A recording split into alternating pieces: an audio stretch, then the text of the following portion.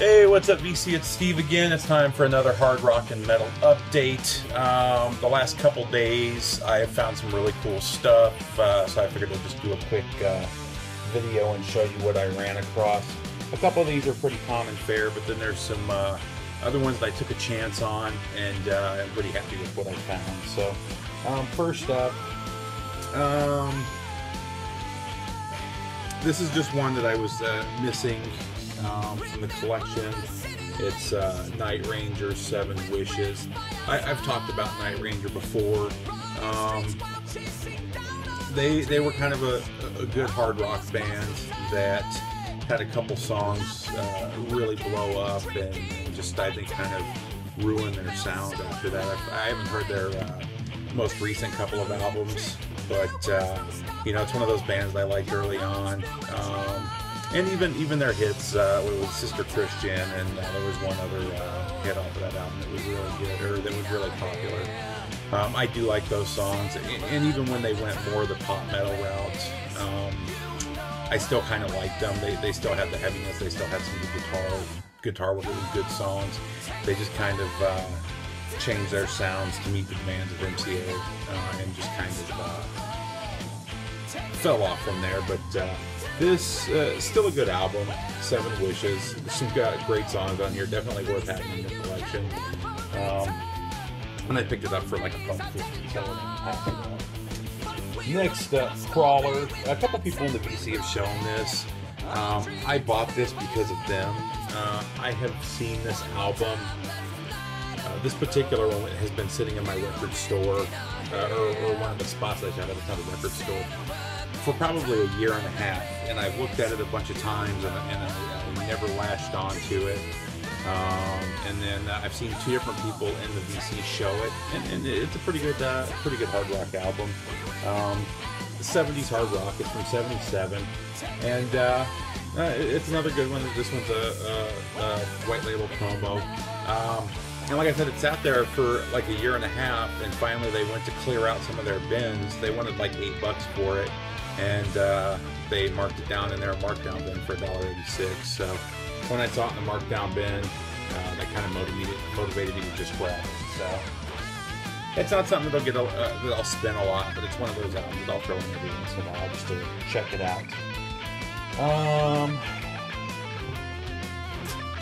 These next 4 or 5 I got at one of the local, it's kind of a used bookstore slash, it's a used everything. They sell used books, used games, used comics, used records.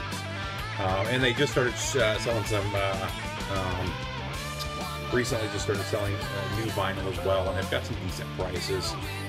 It's about what you'll find on Amazon shipping, so some pretty good stuff. Every time I go there, I don't really expect much. They don't usually have a whole lot, and I shouldn't say they don't have a whole lot. They don't have a whole lot of what I'm looking for.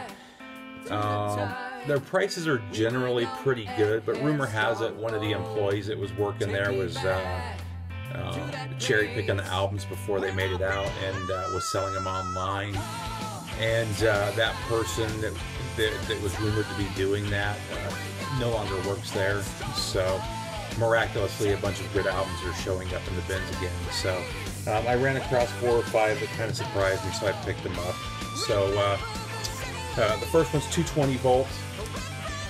This one's Electric Messenger. This is a comp of their early albums. Kind of a comp of their really good albums. Their first few is kind of where 220 Volt was at its best, I would say, through 85-ish. So that's Electric Messengers. And then this album came out in '89. This is kind of once they had already started going downhill.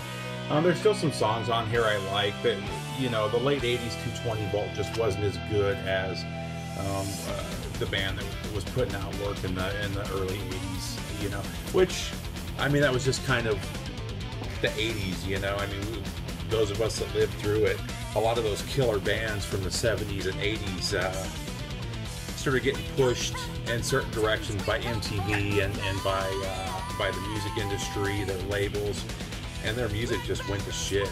You know, and it was common for a lot of bands, and this is right around the time that was happening. But this is just kind of another one of those hard rock, heavy metal bands that just kind of fell off, in my opinion. Like I said, there's still a couple tracks on here I like, so I was still happy to get the album. But definitely not a favorite. This is probably one of the least favorite. And I believe they put out a couple albums after this, and I never, this was kind of the end of 220 Volt for me. I didn't really like any of the other albums that came out after that. Or, I didn't give a chance to any of the albums after that because that just kind of was in the direction I didn't want to be. So the next two, same place. The first one is Triumph, Rock and Roll Machine. So Rock and Roll Machine's a really difficult one with Triumph when you run across it. And I always forget which one is which. So in Canada, they released as their second full-length album, Rock and Roll Machine. And then in the US, they may have released this in Canada, but I know in the US they also released Rock and Roll Machine, which is a comp, which has a couple of songs off of that, but has a bunch of other stuff as well. This is the one that's a comp. They actually had, and then to make things even worse, there's like 3 different covers on this one too. So you've got the actual full-length second album from Triumph with the same name. You've got this one with this cover. There's another cover that's just kind of a drawing. It doesn't have the band on it, so I don't know what the deal was with that name, but it kind of screwed everything up. But this is the comp. I'm a big Triumph fan. I still love this album. I'm still trying to find the first couple Triumph albums if anybody runs across those. They're real hard to find here in the U.S. I've never seen them. And when I do see them in online and stuff, it's with the shipping, it's just blows them out of my price range. So if anybody runs across them, let me know, or pick them up, we can make the trade or something. And then again, this is Triumph Stages, a great double live album. I actually have this one on cassette. I've had it for a number of years, but this is the first time I've seen it in vinyl in good condition. I see this is one that I usually see pretty well played and well worn. And I don't know if you can see that, but I paid $4 for it, so killer deal there. Next up, and this is the last one. Check real quick. Yeah, this is the last one that I got from that shop yesterday, and this one really surprised me. This is Barnabas, Approaching Light Speed. When I saw it, the name just stood out to me, and I didn't know why. For some reason, I knew it was heavy metal or hard rock. I just remembered seeing that name. It may have been a VC video. I'm not 100% sure. So I went ahead and got it and put it on the record player last night, and I was really impressed by it. It's really good. It's from 1983. This is maybe their third album. I can't remember off the top of my head. It's a female-fronted band. Don't know if you can see it. There's the band with the female singer. And it's funny, as I'm listening to it, I start, I really dug it. The music was really good. And then I start hearing the lyrics, and it's very Christian lyrics. So I look them up, and it's actually one of the first, and I believe if you look at the dates, they're pretty much the second of the heavy metal band, Christian metal bands. There were a couple of other bands that released stuff around the same time. I think their first album was 76. There was one band, and I can't think of who it is off the top of my head, they came out in like 72, that was actually heavy metal. There has been a couple of rock bands and some that put out some hard rock songs here and there. Obviously, Petra's been around since the early 70s, but I've never really considered them heavy metal, and even most of their stuff isn't even hard rock, in my opinion. They do have some hard rock songs, but But apparently Barnabas was the second Christian metal band, and they were part of that whole Christian wave, or the Jesus music scene back in the 70s. So I thought that was pretty interesting. But yeah, I really dug it. I thought it sounded awesome, and I'll definitely be looking out for more of their albums. And definitely worth checking out if you like hard rock or heavy metal. Like I got all the way to halfway through the second side before I noticed that the lyrics were Christian lyrics. So you know, some bands you just hear it right away within like the first couple lyrics. So those of you that like I said, like hard rock or heavy metal, especially kind of that 70s metal, 70s hard rock, it's worth checking out Barnabas. So next up, not going to talk about this one too much. There's nothing groundbreaking or new about this. Is this okay? This is Uriah Heep, Fallen Angel. Just another killer Uriah Heep album. Pretty good album cover too. Any album cover with boobs is a win for me. Just saying. Let's see, next up. So this is just kind of an upgrade. This is one of those albums that should be in every music listener's collection. This is Led Zeppelin 4. I've got a pretty clean version of this. However, there's a bunch of pops that drive me crazy. And this one looks really clean. And it was only $10. So I figure even if it doesn't sound, or even if it's just at the same level of mine when I give it a spin, for $10 it's still worth picking it up in this condition. And you know, maybe I'll end up trading it or something. We'll see. But that's one of those albums, Led Zeppelin 4. Actually, any of the first few Led Zeppelins, if I see them for cheap and in good condition, I always buy them.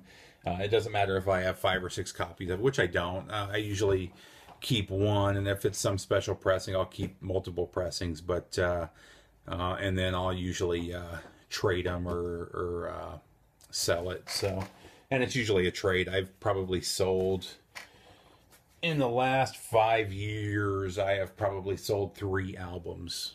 You know, I just don't sell them. I'd rather trade them. So.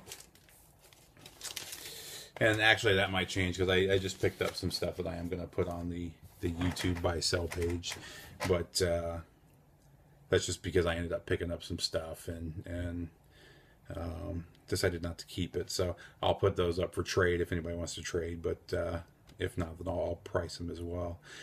So this one was pretty interesting. I saw this and the cover just obviously piqued my interest. The name of the band is Rail. Did a little bit of research, and this is a promo copy. You know, I didn't even look if it was a white label promo.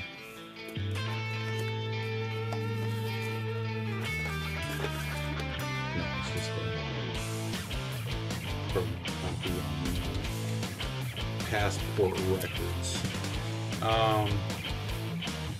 Obviously, it looks like a hard rock or a heavy metal band. Some cool shots of them live in the background. And then it says winner MTV Basement Tapes. I don't remember Basement Tapes, and I was listening to MTV or watching MTV at this time. But apparently in 1982 or 1983, they won this Basement Tapes contest. And which led to them getting a bigger record deal. This is actually a repress or a re-release of their first album from 1980, which was long before they won that contest. And this is just some really cool late 70s, early 80s heavy metal. Really good. Some really good songs on here. I also looked up a couple of songs on YouTube as well. They had a really cool song called The Wizard, which is kind of a fantasy, almost a new wave of British metal sounding out song, but just really good hard rock from 1980. And actually, when I was doing some research to just learn about this band, I found out that for a short time Ronnie Montrose joined the band, and unfortunately, it was towards the time when the band was kind of fallen apart and their sound has changed. This is another one of those cases where this is really good hard rock, really good heavy metal. I would definitely recommend this album. I've enjoyed everything I've listened to so far.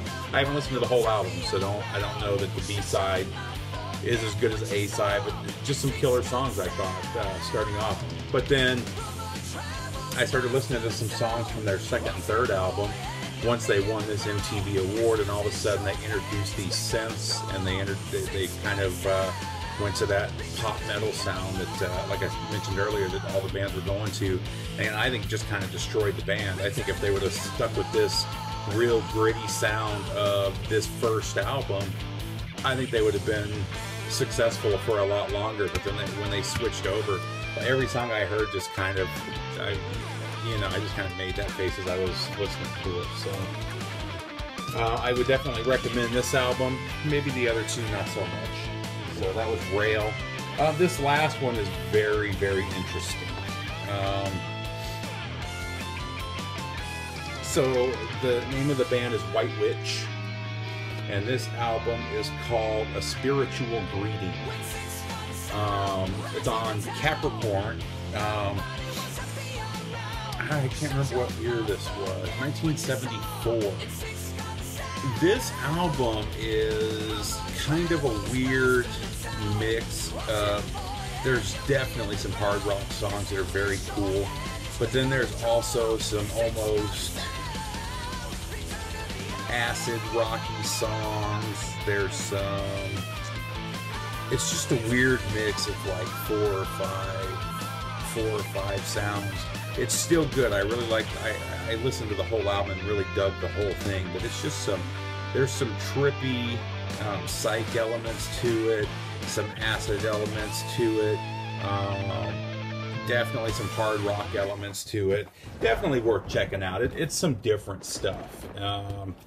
And I did, like I said, I enjoyed it. This will get multiple spins. This isn't like, oh, that's cool, I'm going to throw it on my shelf. There are some songs on there that I really like. One of the cool songs is Class of 2000, and it's one of the hard rock songs, and they're kind of talking about what things are going to be like for the Class of 2000. And they talk about, we'll be wearing silver suits that year. Mom's hair will look like a rooster. And that's not the actual lyrics, it's just kind of paraphrasing here. And just some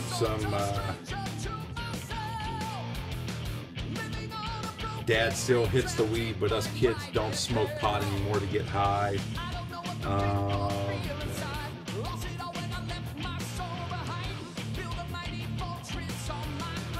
You know, it just talks about space and time, or space travel and stuff like that, that, you know, in 1974 they thought would be going on in 2000. So The White Witch is a very cool album. One I would say to check out. You know, if you like psych, if you like, there's even an experimental element to it, and almost like a, you know, almost like a, I don't really, I guess it would be psych any way you look at it, just kind of that acid psych, but very cool, very cool. So that's it, guys. You know, probably LJ kind of inspired me. You know, I'm always talking about tapes that I have, and over the last year or so that I've been doing these videos, I've probably bought 50 tapes or so. I wouldn't say that I consider myself a cassette tape collector, but if I run across a cool tape, especially something that I don't already have on vinyl, then I'll go ahead and pick it up. I do like tapes. The other reason I like tapes, you know, I don't think I've talked about this before. I have a '74 Oldsmobile that I drive, and it's got a tape deck, and it's got a tape deck. It's also got an iPod jack coming out of the back of it, but it's one of those new retro stereos that I put in there. So you know, whenever I drive it, I'm usually cranking tapes as opposed to plugging in my iPod, or not my iPod, my phone, I should say. I mainly plug in the phone to charge it while I'm driving, and I'm cranking out some tapes. So I think I'll be doing that. It may not be my next video, but one of my next few videos will probably be a tape update. So that's pretty much it, guys. It's kind of the end of the weekend, so I hope you guys have a good week. Other than that, take care.